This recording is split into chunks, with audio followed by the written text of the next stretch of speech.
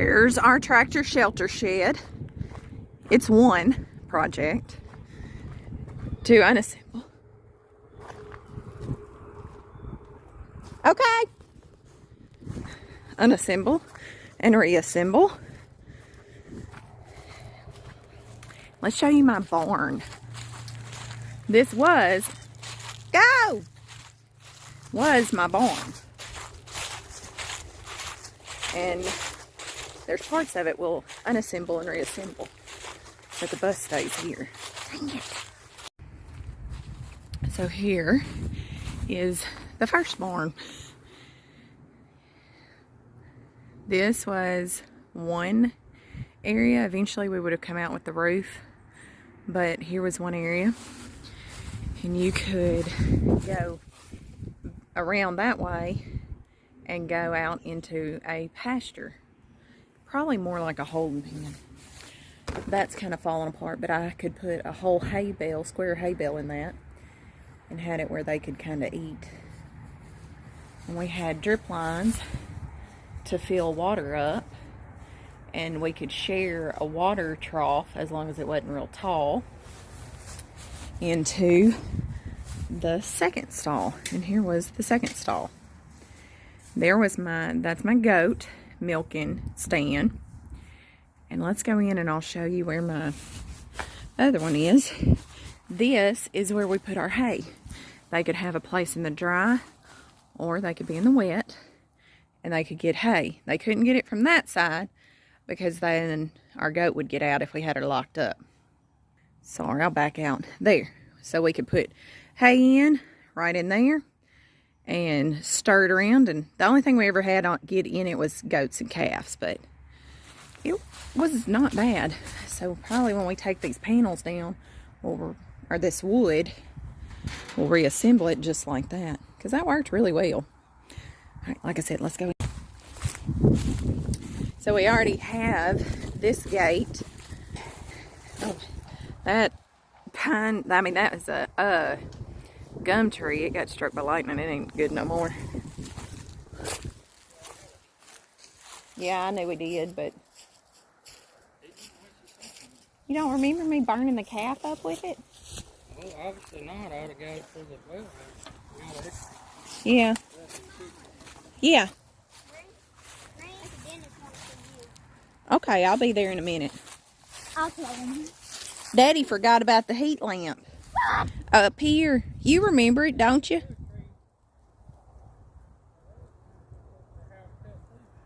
Well, there you go. They did pretty good. They left one. Oh, don't run me over.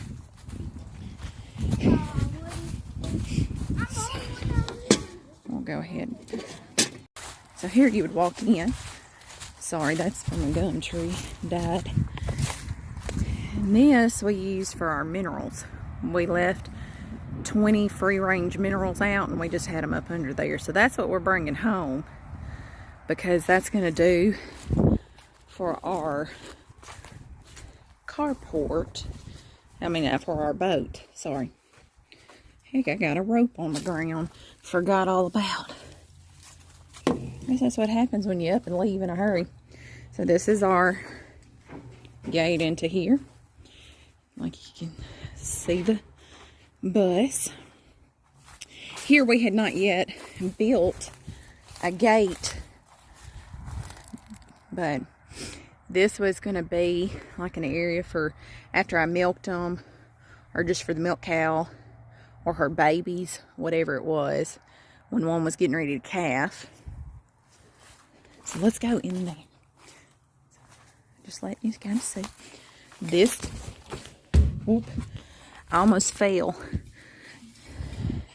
on a glass jar.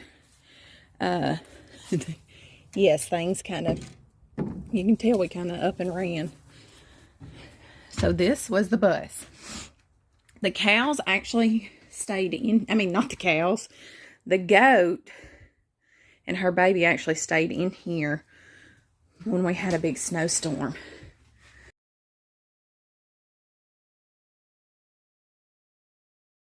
But back there was one of our little brooder boxes that we used because it stayed real good and sunny for chicks. So you can kind of look around, see it needed work. The idea on the bus was coming.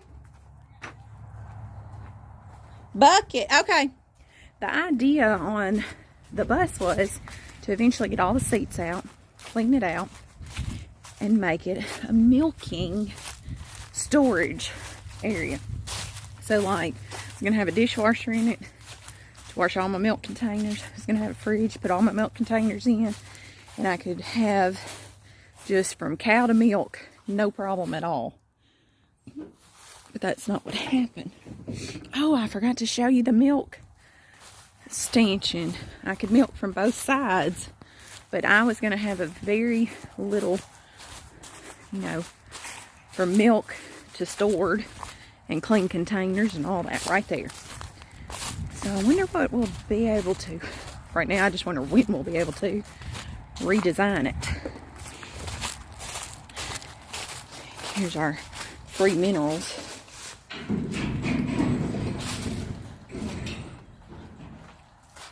Here's my milk stanchion. I built it myself. May not look like much, but it don't need much. I can milk on both sides. There's a broke vinegar bottle right there.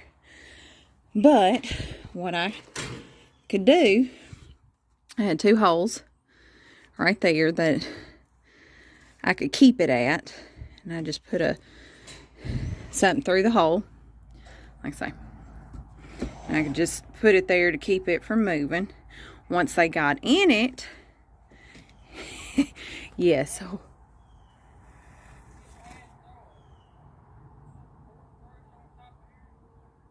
Probably. Yeah, probably me. So then, when they were in it, I could put that there. Now, how did this work? Look, I ain't even used this in a year. Well, over a year. That's funny. Okay, that's what I did. I kept it that way. No, that's it. Yeah, because that, believe it or not, that gave enough room. And I put their feed right there in a bucket. And I had that cinder block right there to lift their feed up. Okay, that's how I did it. Without the cow, I don't know. So I had it where they could come in to go to their feed, and then I could put something there, and that held their head, even though that doesn't look like him. And that was to keep them from going the wrong way. I had built it on the ground bigger than I needed, but we really could redo this. Very simple. It's not a hard design. So Tyler put the 2 posts in the ground for me, and we went from there. So that was real easy, because I could keep them on either side, and then I could lock them out of here to keep them out of the feed. And I had it where the goat couldn't really go through, and really that's about it. I built this one too, and the goat's feed, I had a bucket that would fit in there just right. It's like flat on one side, and there it would just sit down, no problem. And I had first built this one to go down like that and keep them. Without this one here, it would just go down. That didn't work. I mean, come on now. That's a big old square piece for a head to go through.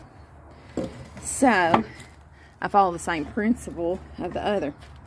They would get their head in the feed bucket, and I'd slide it over. And this was actually over, maybe a little more. And then here, I would take something. I had a tie.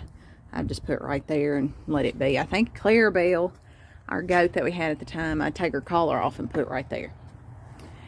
And that way, if they pushed their body up against there, they couldn't go nowhere. Clarabelle would love to be a princess and real ornery. So I would take her leg and do a rope from the rafter and let it hang just right. That way she couldn't kick the bucket, because she loves standing in the milk bucket. Oh, here. I don't know if you'd seen the hog panels we had. We had screwed them to the bus, and that way the goats and cows and stuff wouldn't get up under there.